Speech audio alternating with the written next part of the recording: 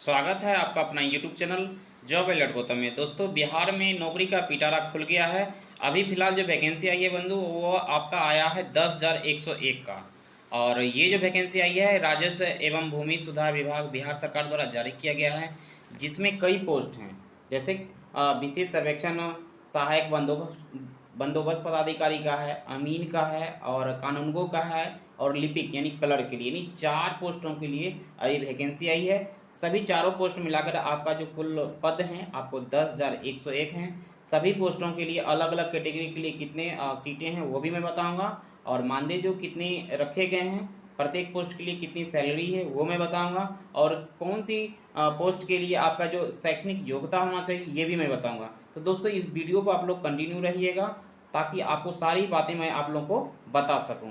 दोस्तों, अगर आप इस चैनल पे आप लोग नए हैं तो चैनल को आप लोग सब्सक्राइब कर लें और बेल आइकन को भी प्रेस कर लें, ताकि मेरे द्वारा जो भी नोटिफिकेशन डाला जाए तो आपको सबसे पहले आपको मिलती रहे।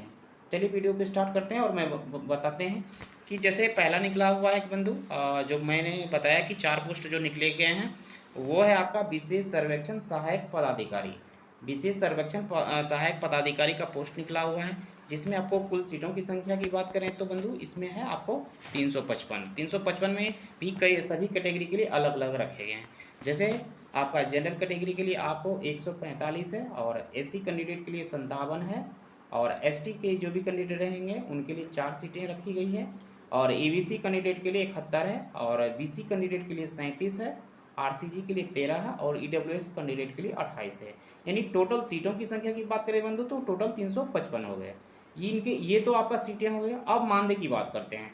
ये बिहार विशेष सर्वेक्षण सहायक बंदोबस्त पदाधिकारी के लिए जो आपकी जो सैलरी रखी गई है वो आपका है 59,000 रुपया आपका जो मानदेय रखा गया है। और इसके साथ और भी आपको मिलेगा। इसके साथ सरकार ने इनके लिए जो है ना 4,000 प्रति माह की दर से आपको, जैसे मोबाइल, लैपटॉप, इंटरनेट इत्यादि को खर्च करने के लिए आपको 12 महीने तक के लिए आपको 4,000 सैलरी आपको प्रति माह के द्वारा आपको दिया जाएगा, जो कि आपको 1 साल का जो हो जाता है वो आपका हो जाता है 48,000।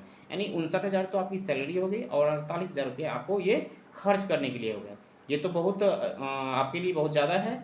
और बाकी हम इसका न्यूनतम जो शैक्षणिक योग्यता की बात करें तो बंधु इसमें आपका जो रखा गया है कि सिविल इंजीनियरिंग में आपका स्नातक होना चाहिए, ग्रेजुएशन आपका सिविल इंजीनियरिंग से होना चाहिए, और आपका जो संस्थान होना चाहिए आपका AICTE से मान्यता प्राप्त होना चाहिए। अगर उससे नहीं है तो SVTE से आपका रजिस्टर्ड होना चाहिए। इसमें जैसे आप देख पा रहे हैं स्पष्ट लिखा हुआ है कि SVTE से पंजीकृत संस्थान होना चाहिए, यानी रजिस्टर्ड होना चाहिए। ये दोनों अगर है तो आप विशेष सर्वेक्षण सहायक बंदोबस्त पदाधिकारी के लिए आप फॉर्म फिलअप कर सकते हैं। और कुल सीटों की संख्या मैंने बता ही दिया कि आपका 355 है।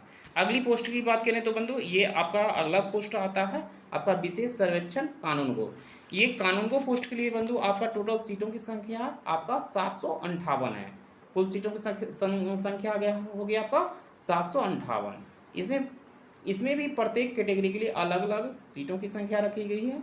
जैसे आपका जो है जो जनरल कैंडिडेट हैं उनके लिए आपका 302 इसके लिए रखा गया है, और एससी के लिए 135 है, और एसटी के लिए 7 है, ईबीसी कैंडिडेट के लिए 127 है, और बीसी कैंडिडेट के लिए 91 है, आरसीजी के लिए 32 है, ईडब्ल्यूएस के लिए 64 है। यानी टोटल सीटों की संख्या की बात करें तो आपका टोटल हो गया आपका 758 आपका कानूनगो के पोस्ट के लिए है। इसकी सैलरी की बात करें तो इसका सैलरी 36,000 प्रति माह है।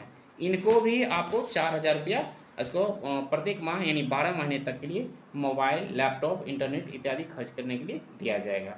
इनका अगर शैक्षणिक योग्यता की बात करें तो इनके लिए भी कानूनगो पोस्ट के लिए भी आपका जो है आपका सिविल इंजीनियरिंग आपका में आपका स्नातक होना चाहिए, और आपका संस्थान जो है AICTE से मान्यता प्राप्त होना चाहिए या SVTE से पंजीकृत होना चाहिए। साथ में आपका जो दिया हुआ है बंधु आपका 2 वर्ष का सरकारी या गैर सरकारी संस्थान से आपका 2 वर्ष का अनुभव भी होना चाहिए। विशेष सर्वेक्षण पदाधिकारी में भी आपका 2 वर्ष का अनुभव मांगा है। जैसे आप देख पा रहे हैं इसमें भी आपका लिखा हुआ है कि 2 वर्ष का इसमें भी अनुभव होना चाहिए, और कानूनगो पोस्ट के लिए भी आपको 2 वर्ष का अनुभव होना चाहिए। अगला आपका पोस्ट आता है तीसरा बंधु पोस्ट है आपका विशेष सर्वेक्षण अमीन पोस्ट की बात करें तो टोटल सीटों की संख्या बंधु है 8,244।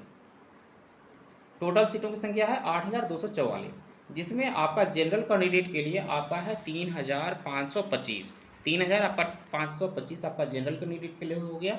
और एससी कैंडिडेट के लिए आपका 1,301 है। एसटी के लिए 75 है। ईबीसी के लिए आपका 1,422 है। बीसी कैंडिडेट के लिए 917 है।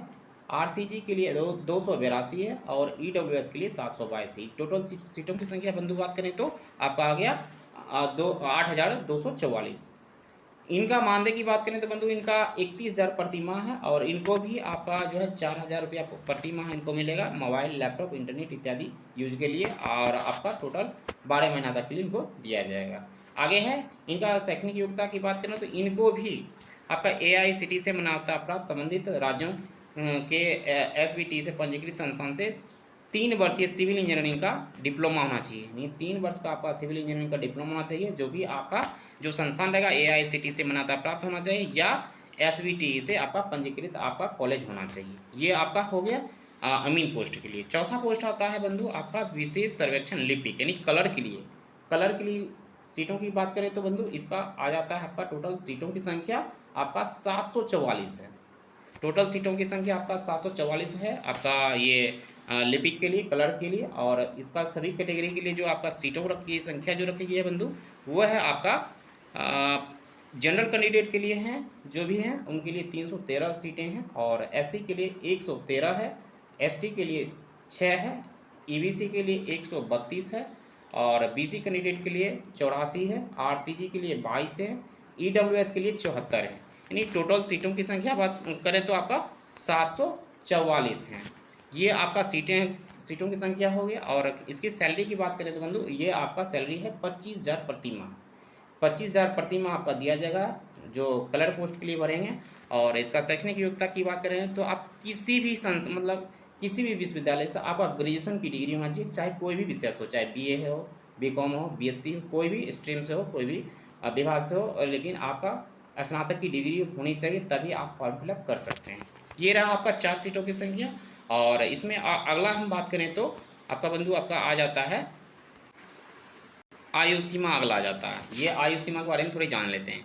इसमें दिया हुआ है कि विशेष सर्वेक्षण सहायक बंदोबस्त पदाधिकारी पद के लिए कम से कम न्यूनतम आयु जो रखी गई है आपका 21 वर्ष रखा गया है।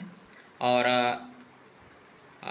1/1/2023 के आधार पर आपका 21 वर्ष उम्र होना चाहिए, तभी आप इसको फॉर्म फिलअप कर सकते हैं कम से कम आपका विशेष सर्वेक्षण सहायक बंदोबस्त पदाधिकारी के लिए।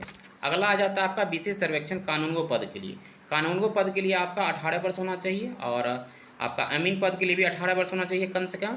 और लिपिक के लिए कलर के लिए 21 वर्ष। यानी कहने का मतलब ये है कि आप विशेष सर्वेक्षण सहायक बंदोबस्त पदाधिकारी आपका 1 नंबर का हो गया। और लिपिक पद के लिए यानी कलर के लिए दोनों पोस्ट के लिए आपका 21 वर्ष रखा गया है कम से कम उम्र। और आपका कानूनगो और अमीन पोस्ट के लिए आपका जो टोटल रखा गया कम से कम उम्र आपकी होनी चाहिए 18 वर्ष होनी चाहिए, तभी आप फॉर्म फिलअप कर सकते हैं। अधिकतम उम्र सीमा की बात करें तो इसमें लिखा हुआ है कि जो जनरल कैंडिडेट के हैं और उनका अधिकतम उम्र सीमा आपका 37 वर्ष होना चाहिए। लेकिन इसमें एक और बात बताऊंगा कि अलग अलग कैटेगरी के लिए कुछ छूट दी गई है, वो भी मैं आगे बताऊंगा। बाकी जो जनरल जो रखा गया है वो मैं बता रहा हूँ कि कम से कम जनरल कैंडिडेट ये जो पुरुष हैं सिर्फ पुरुष के लिए आपका 37 वर्ष होना चाहिए अधिकतम उम्र सीमा। और पिछड़ा वर्ग, अत्यंत पिछड़ा वर्ग पुरुष एवं महिला के लिए इनका 40 वर्ष होना चाहिए। ठीक है। अनारक्षित वर्ग महिला के लिए 40 वर्ष है। और अनुसूचित जाति, अनुसूचित जनजाति पुरुष एवं महिला के लिए 42 वर्ष है। यानी सबके लिए आपका हो गया 37 वर्ष। यानी अधिकतम उम्र सीमा आपका 37 वर्ष होना चाहिए। और इसमें जो 37 से जो 40 वर्ष हुआ इसमें आपका कैटेगरी के आधार पर ये 3 वर्ष का छूट दिया गया है, जो कि पिछड़ा वर्ग, अत्यंत पिछड़ा वर्ग और महिला के लिए आपका 3 वर्ष के लिए छूट दिया गया, यानी 40 वर्ष हो गया। और अगर अनुसूचित जाति जनजाति के पुरुष एवं महिला के लिए इसमें 5 साल का छूट दिया गया है, जो कि 37 5 42 हो जाता है। ये आपका छूट दिया गया है। और दिव्यांगजनों की 10 वर्ष के लिए छूट दिया गया है, जो कि 37 10 47 हो जाता है। ये आपका उम्र सीमा की हो गया। अब आगे हम बात करते हैं, जैसे आपका आ जाता है दिव्यांगजनों के लिए जो सीटों की संख्या की बात करें तो इसमें दिया हुआ है कि आपका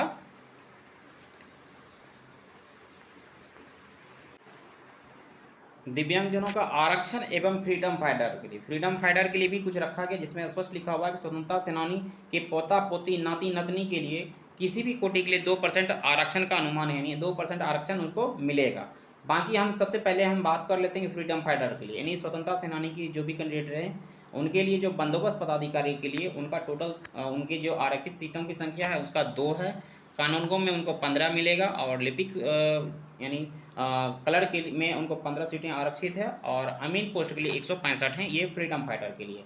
अब दिव्यांगजनों की बात करें जो दृष्टि से नहीं आँख से अंधा हैं तो उनके लिए आपको सीटों की संख्या 3 है बंदोबस्त पदाधिकारी में, कानूनगो में 7 है, लिपिक में 7 है और 82 आपका हो गया अमीन के लिए। ये दृष्टि से जो गूंगा है मुखबधिर हैं उनके लिए सीटों की संख्या आपका बंदोबस्त पदाधिकारी आपका 4 है, कानूनगो में 7 है, लिपिक में 7 है और अमीन पोस्ट में 82 है।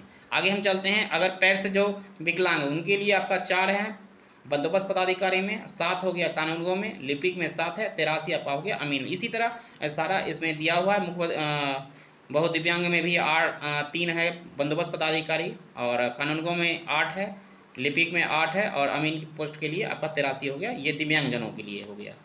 आगे मैं बताना चाहूँगा दोस्तों, ये आप अब थोड़ा आगे देख लेते हैं, इसमें जो परीक्षा की जो प्रक्रिया होगी उसके बारे में हम लोग देख लेते हैं। परीक्षा की प्रक्रिया की बात करें तो इसका आप लोगों की जो परीक्षा होगी वो ऑनलाइन बेस्ड में होगी, सीबीटी मोड में। सीबीटी मोड में आपका परीक्षा होगी। आप लोगों का इसमें लिखा हुआ है कि जैसे कि अनुभव के लिए कोई अंक अथवा मतलब लाभ नहीं दिया जाएगा। अनुभव अगर कोई प्रकार का आपके पास अनुभव है, अनुभव का इसमें कोई लाभ नहीं दिया जाएगा अब परीक्षा के दौरान में। लेकिन परीक्षा की जो प्रक्रिया होगी आपको बता ही दिए कि ऑनलाइन कंप्यूटर बेस्ड में होगी और आगे लिखा हुआ है कि ऑनलाइन कंप्यूटर बेस्ड परीक्षा में अभ्यर्थियों की संख्या अधिक होने पर एक पाली से अधिक पालियों में परीक्षा आयोजित किया जाएगा। यानी अगर परीक्षार्थी की संख्या हो गई ज़्यादा तो एक पाली के स्थान पर आपको कई पालियों में इसका परीक्षा लिया जाएगा।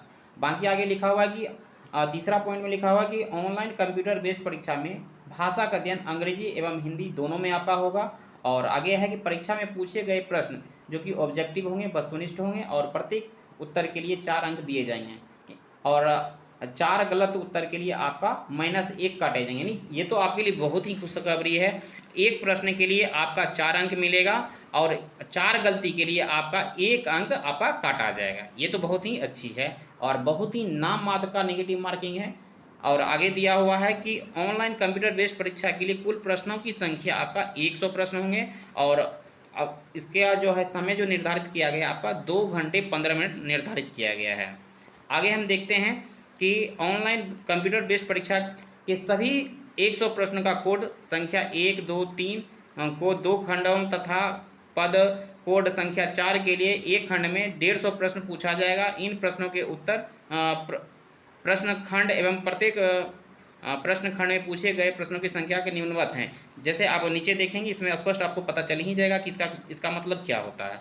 इसमें बंधु मैं बताना चाहूँगा कि जैसे विशेष सर्वेक्षण सहायक बंदोबस्त पदाधिकारी, इसके लिए कोड जो रखा गया आपका कोड संख्या 1 रखा गया है और प्रश्न संख्या A और B रहेगा। और ये इसका जो है ना, इसमें जो प्रश्न जो पूछे जाएंगे इसका सिविल इंजीनियरिंग से आपका 75 प्रश्न पूछे जाएंगे और इसका जो स्तर होगा स्नातक स्तर का सिविल इंजीनियरिंग का प्रश्न रहेगा, ये आपका पूछा जाएगा। बाकी है कानूनगो के लिए जो कोड रखा गया है आपका 2 रखा गया है। इसमें भी आपका डिप्लोमा स्तर का क्वेश्चन पूछा जाएगा जो कि आपका ये ग्रेजुएशन लेवल का होगा और 75 प्रश्नों की संख्या आपका रहेगा सिविल इंजीनियरिंग का। आगे है इसमें 2 आपका A और B जो लिखा हुआ है इसमें, और मैं बताना चाहूँगा कि इसमें A और B में A में आपका रहेगा सिविल इंजीनियरिंग का 75 प्रश्न जो कि स्नातक स्तर का होगा और B में लिखा हुआ है कि जनरल स्टडी जिसमें आपका सभी सब्जेक्ट रहेगा, जैसे क्या कि आपका समान अध्ययन यानी हिस्ट्री, ज्योग्राफी, पॉलिटी, साइंस भी रहेगा, करंट अफेयर्स भी रहेगा। यानी जनरल स्टडीज में आपका सारा हो गया। यानी 25 क्वेश्चन आपका रहेगा GS का और 75 क्वेश्चन रहेगा सिविल इंजीनियरिंग का जो कि स्नातक स्तर का रहेगा दोनों। ये आपका हो गया 100 प्रश्न आपका हो गया सर्वेक्षण सहायक बंदोबस्त पदाधिकारी के लिए। नीचे है आपको कानूनों में भी उसी तरह है, 75 आपका सिविल इंजीनियरिंग का प्रश्न रहेगा और 25 रहेगा जनरल स्टडीज का। ये भी आपका रहेगा स्नातक स्तर का। तीसरा आपका जो पद आ जाता है वो आपका आता है अमीन के लिए भी सिविल इंजीनियरिंग से आपका 75 क्वेश्चन रहेगा और 25 क्वेश्चन रहेगा GS से, जो कि ये भी आपका रहेगा स्नातक स्तर का और डिप्लोमा स्तर का रहेगा आपका अमीन पोस्ट के लिए। अगला आ जाता है, लास्ट आ जाता है आपका कलर के में बंधु थोड़ी सी चेंज है और इसमें मैं बताना चाहूँगा इसका कोड जो रखा गया है 4 पोर्ट रखा गया। 4 का मतलब हो गया आपका लिपिक पद के लिए आपने फॉर्म भरा था। और इसमें टोटल जो है आपका टोटल आपका जो हो गया बंधु, टोटल आपका जो प्रश्न संख्या रहेगा आपका टोटल 150 रहेगा, जिसमें 3 कैटेगरी में आपका बांटा गया यानी कलर पोस्ट के लिए, जिसमें आपका जीएस में प्रश्न रहेगा आपका टोटल 50 प्रश्न रहेगा, और मैथमेटिक्स में आपका 50 रहेगा, और आपका रीजनिंग में यानी 50 रहेगा, जो कि सभी आपका स्नातक स्तर और मैट्रिकुलेशन स्तर का आपका प्रश्न हो सकता है। इसमें स्पष्ट लिखा हुआ है कि स्नातक स्तरीय या मैट्रिकुलेशन स्तरीय आपका प्रश्न होगा। यानी टोटल प्रश्न आपका 3 पोस्ट में आपका 100 प्रश्न रहेगा, और जो आपका जो क्लर्क का है, क्लर्क में आपका 150 प्रश्न रहेगा, और जीएस में 50, मैथमेटिक्स में 50 और रीजनिंग में आपका 50 रहेगा। बाकी वो ऊपर आप तो देखें ही कि क्या है था। अब हम फॉर्म भरने का जो फ़ी है, फ़ी के बारे में थोड़ी जान लेते हैं।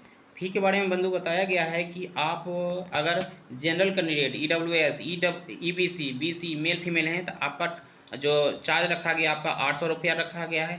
अगर SC ST दिव्यांग जने हैं तो आपका जो फॉर्म भरने का जो पोस्ट रखा गया आपका 400 रुपया रखा गया है।